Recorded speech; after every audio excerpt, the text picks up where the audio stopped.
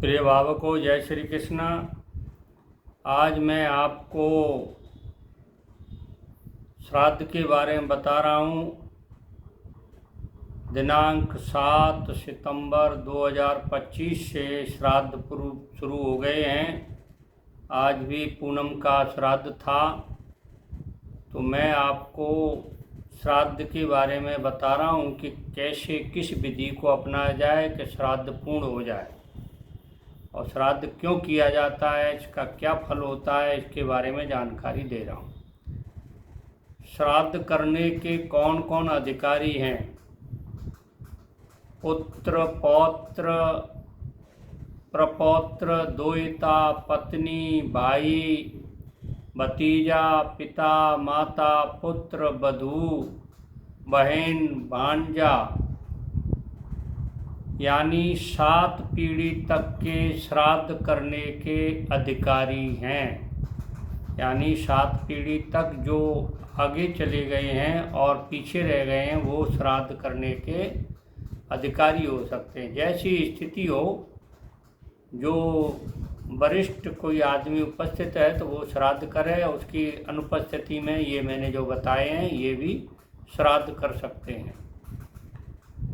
यानी श्राद्ध, अब देखिए श्राद्ध के कितने प्रकार होते हैं, कैसे कैसे श्राद्ध होता है। श्राद्ध के 3 प्रकार होते हैं। एक नित्य केवल जल प्रदान करने पर श्राद्ध हो जाता है। रोजाना जल प्रदान, पितृपक्ष में रोजाना जल पितरों को प्रदान करने पर भी श्राद्ध होता है। दूसरा है नैमित्तिक, ये एको दृष्टि भी कहते हैं श्राद्ध को। इसमें पितृ तृप्ति के लिए श्राद्ध किया जाता है।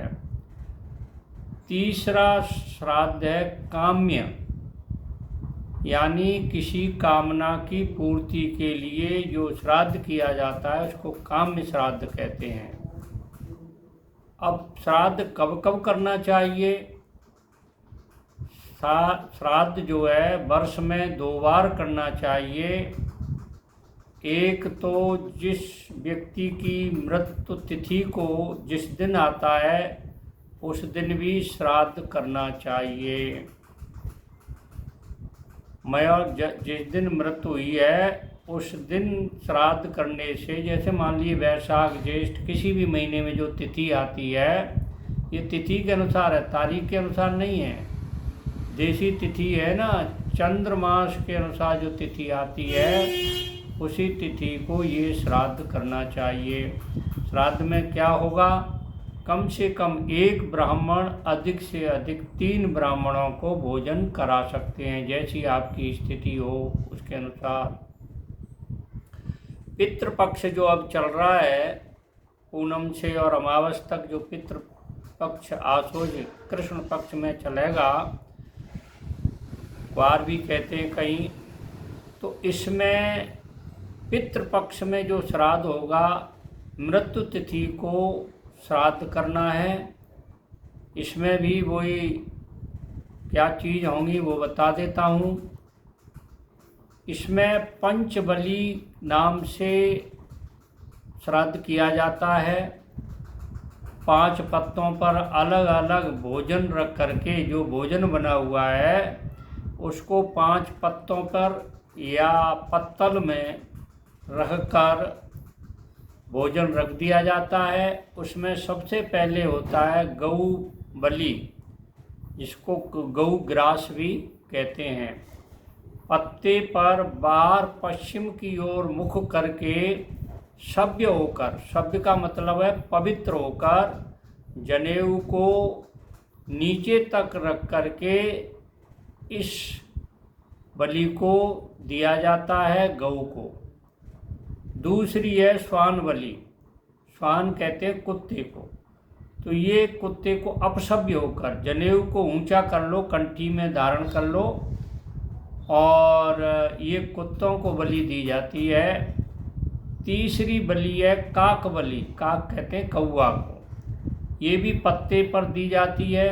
अच्छा, नहीं, काक बलि पत्ते पर नहीं, पृथ्वी पर रखी जाती है और अपसभ्य होकर के दी जाती है। अपसभ्य का मतलब जनेऊ को कंठे में धारण कर लो, कंठ में।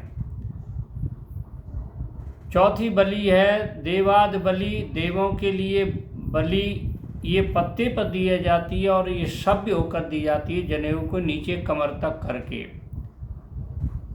तो ये सभ्य बलि इस तरह से दी जाएगी। और पांचवी बलि होती है पिपीलिका। पिपीलिका कहते हैं चींटियों को। तो चींटियों को भी पत्ते पर ये बलि दी जाती है। देखिए, पहले गाय के लिए, दूसरी कुत्ते के लिए, तीसरी कौवे के लिए, चौथी देवों के लिए और पांचवी चींटियों के लिए। ये जो भोजन बना है उसमें से थोड़ा थोड़ा सबको रख दो। ये हो गया, ये मतलब 5 बलि निकालनी जरूरी है। अब श्राद्ध की प्रक्रिया क्या है? श्राद्ध 2 तरह से होता है, एक पिंडदान और एक ब्राह्मण भोजन। तो देखिए, पिंडदान से तो केवल मृत्यु के समय श्राद्ध होता है, बाद में तो ब्राह्मण भोजन के द्वारा कई कई जगह अपने समाज के लोगों को भोजन कराते हैं। समाज के लोगों से भोजन कराने से पितृ तृप्त नहीं होते हैं, वो तो एक दूसरे का बदला चुकाते हैं। आपने उनके यहाँ भोजन किया और वो आपके यहाँ भोजन कर रहे हैं, ये तो बदला चुक रहा है। पितृ तृप्ति के लिए केवल ब्राह्मण को भोजन कराएं और ब्राह्मण नहीं हो तो किसी कन्या को भोजन कराएं, ठीक है ना। अब देखिए, पितृ जो है आकाश में, अंतरिक्ष में स्थित रहते हैं। मंत्रों के उच्चारण के द्वारा उनको श्राद्ध प्राप्त करने के लिए, तृप्ति के लिए बुलाया जाता है और वो उपस्थित होते हैं। उपस्थित होकर के वो अपना भाग ग्रहण करते हैं, परंतु वो दिखाई इसलिए नहीं देते हैं क्योंकि वो सूक्ष्म शरीरधारी होते हैं, इसलिए दिखाई नहीं देते हैं। और जो लोग श्राद्ध करते हैं, जो अनुष्ठान कर रहे हैं, वो क्यों करते हैं उसकी कारण बता रहा हूँ कि अनुष्ठान करने वाले की उम्र बढ़ती है, पुत्र वृद्धि होती है, धन धान्य की वृद्धि होती है, शरीर में ताकत होती है और उनका यश का विस्तार होता है, नाम होता है संसार में। अब देखिए, किसी के पास धन नहीं है, वो कैसे श्राद्ध करे धन के अभाव में? तो देखिए, धन के अभाव अगर किसी के पास है तो शाक के द्वारा, सब्जी के द्वारा वो अपना श्राद्ध कर सकता है। अगर शाक के लिए भी पैसे नहीं हैं तो लकड़ी बेच करके जो पैसे मिले उससे शाक खरीद के वो श्राद्ध कर सकता है। और देखिए, अगर उसके पास लकड़ी बेचने के लिए पैसे नहीं है तो वो कहीं एकांत में जा कर के खड़ा हो जाएगा और दोनों हाथ ऊपर उठा करके पितरों को आह्वान करेगा, हे पितृ देवताओं, मेरे पास धन नहीं है इसलिए मैं आपका श्राद्ध नहीं करता हूँ, परंतु मेरे पास श्रद्धा और भक्ति है, आपको मैं श्रद्धा और भक्ति अर्पण करना चाहता हूँ। इससे भी पितर तृप्त होते हैं। पितरों को खाने की आवश्यकता नहीं है, वो श्रद्धा और भाव के भूखे होते हैं, इसलिए उनको श्रद्धा और भाव से। परंतु जिनके पास धन की स्थिति है, धन है, उनको कंजूसी नहीं करनी चाहिए, उनको हाथ उठा के इस तरह से आह्वान नहीं करना चाहिए, न उसको स्वीकार करेंगे। जिनके पास धन है वो धन खर्च करके।